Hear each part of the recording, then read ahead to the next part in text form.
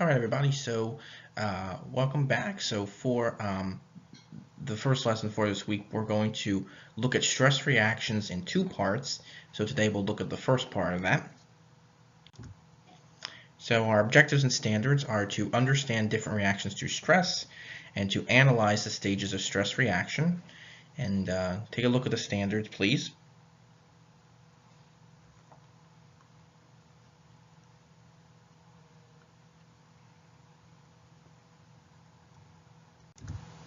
And our desired result, what are different reactions to stress? Some vocabulary. Anxiety is a vague, generalized apprehension or feeling of danger. Anger is an irate reaction, likely to result from frustration. And fear is a usual reaction when a stressor involves real or imagined danger. So the response to stress. People react to stress differently, but our bodies are holistic, meaning they're integrated, meaning that our emotions are tied to our physical well-being, our physical well-being is tied to our emotions, our mental health, and things like that. So a physical illness can sometimes be brought on by poor mental health, such as we're feeling really stressed or anxious or nervous. If that anxiety or that stress continues for a long period of time, it can have a negative impact on your overall physical health as well. You may feel sick or weak or things like that. How someone or something responds to stress contains inborn methods. What that means is it's inside of us, okay? It's something that we're born with. We don't really learn it. It's something that all living creatures are born with, is stress and how to react to stress. Now, these methods probably evolved to cope with stress effectively. So we learned over time what works and what doesn't work. Now, similar to how our body might respond physically to if we cut ourselves or scrape our knee or something like that, our body will react by building new tissue. One of the ways that our body can try to help us release stress or pressure is possibly by crying. Sometimes we cry when we're upset or nervous or anxious, and that's our body's way of trying to deal with that emotional stress. However, some of the methods that our ancestors used excuse me, hundreds of years ago to deal with stress are not necessarily useful for the modern age, but despite that, we still kind of revert or go back to what our ancient kind of caveman, Neanderthal ancestors did to cope with stress, instead of trying to figure out more modern ways. So like, for example, we get angry, we get frustrated, and things like that. We flip out at people if we get upset. And that's not really a more modern way of handling. That's something that maybe our caveman ancestors would have done. But again, we're reverting back to that. Each person reacts to stress in different ways, physically, behaviorally, and physiologically. So understanding fight or flight response. The body reacts with immediate arousal or response, regardless of the stressor, whether it be a major stressor like, I don't know, hopefully if you're in a car accident or something like that, you're not in a car accident or something like that, but, or, you're very sick, or it could be a minor stressor, such as maybe studying for a test or a quiz. What happens is, in stress, the adrenal glands in our body are stimulated to produce, first, hormones that increase the amount of blood sugar for extra energy to prepare us to deal with that stress, and adrenaline, which can cause a rapid heartbeat, your rapid breathing, and it also enables the body to use energy more quickly, so to be ready to react again, okay? And, sometimes when you're feeling stressed, you might feel your heart racing, you feel like you're breathing heavy, maybe you get a headache, whatever. Responses such as these are designed to prepare a person for self-defense. Okay, so our body goes into self-defense mode in stress, and this is known as fight or flight response. Now, this kind of goes back to even animals in the wild, and even our caveman ancestors in the wild. Animals will experience this when they are attacked, this fight or flight thing, and it's mainly used for survival. So, for example, in this picture here, you see what looks like a caveman, and he's either ready to fight something, such as a wild animal, maybe an enemy, or you know, a tribe, let's say, or something like that, or flight, that your body will say, whoa, I can't win this fight, I can't, you know, defeat this animal or this event, so I'm going to take off. So again, it's used for, you know, survival methods. Now today, modern times, we might not need to fight wild animals per se, but it still prepares us for dangerous situations that, you know, we're either going to face the event head on and fight it, or we're either going to run away from it or try to avoid it. Sometimes, if this stress persists for long periods of time, it can result in exhaustion and unfortunately sometimes death. So the stages of our body stress reaction. Hans Seyler, we've talked about him before. He was a psychologist and researcher, and he identified 3 stages in the body stress reaction. And he called this the general adaptation syndrome. There's 3 stages to how our body reacts to stress. The first stage is alarm, and this is when the body prepares for fight or flight response, and the person becomes very alert to the environment and their emotions.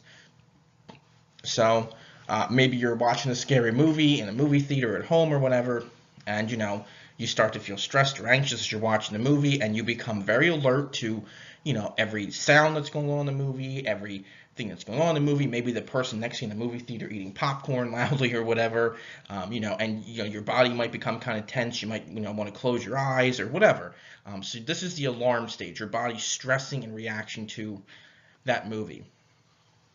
The second stage is resistance. The person finds a way to deal with the stress and they try to push it off. Okay, so again, maybe closing your eyes, maybe you're hiding your eyes, you know, maybe you watch it because you figure, you know, I don't, you know, if the scene coming up might not be as scary as I thought it was going to be. Maybe you force yourself to watch it and you go, oh, it wasn't that bad. But either way, you know, you form some type of resistance or reaction to it to help you deal with it. And then exhaustion. This can occur if the stress continues. So again, you know, if the movie continues to be scary, or maybe, you know, you can't deal with it, you have to leave the movie theater, whatever, you turn the channel or whatever, you turn the movie off. But if that stress were to continue, it could cause you to become disoriented, exhausted. You could maybe develop delusions. So again, these are the 3 levels of that. So there's some cognitive and emotional responses to stress. And excuse me, these are more short-term psychological stresses instead of long-term. So these kind of last for a short period of time and then they kind of go away. Anxiety is the most common response to a sudden and powerful stressor.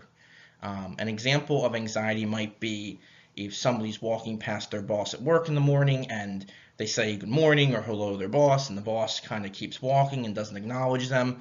Maybe the person begins to feel anxious or anxiety because they feel like maybe they did something wrong, maybe their job is in jeopardy, so they begin to feel a little anxious or, you know, nervous about that. Another reaction is frustration.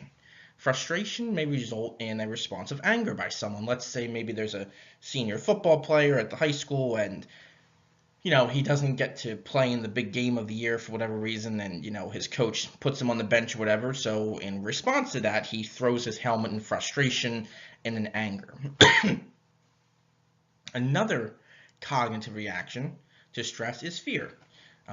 Fear can occur at any time, and fear causes a person to withdraw or flee, but sometimes they're not able to. So, you know, sometimes, you know, you're kind of, there's a phrase out there, you're frozen in fear. So maybe, you know, maybe there's a big roller coaster and your friends are forcing you to go on it and you really don't want to go on it, but you don't want to, you know, not go on the ride with them. So you're just kind of frozen. You just don't really move. You don't really talk. You just kind of stand there in line and ready to get on the roller coaster and just kind of, you know, in your head, you're kind of screaming out loud that you're nervous, but, you know, you're just kind of frozen. You know, your friends might say, oh, what's wrong with you? But you just don't talk or say anything. So that's, you know, fear can cause us not to react as well.